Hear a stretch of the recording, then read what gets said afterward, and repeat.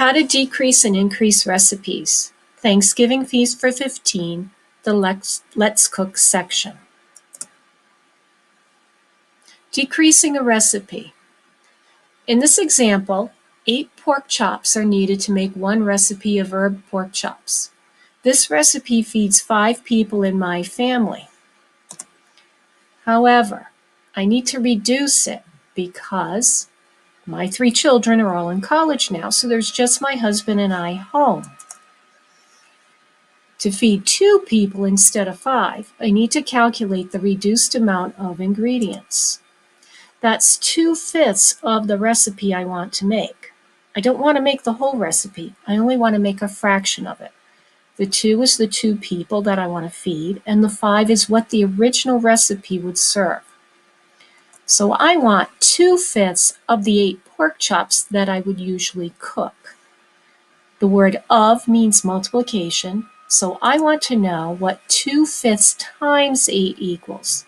That equals 16 over 5, and as a mixed number, it's 3 1/5.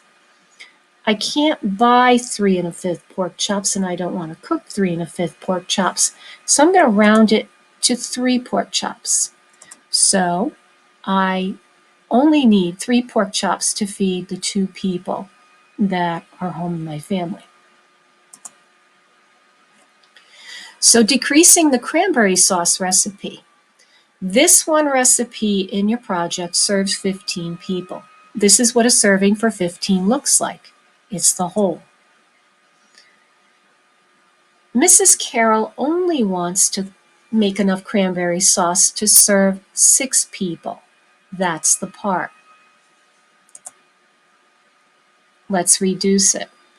What fraction of each ingredient is needed to reduce the cranberry sauce?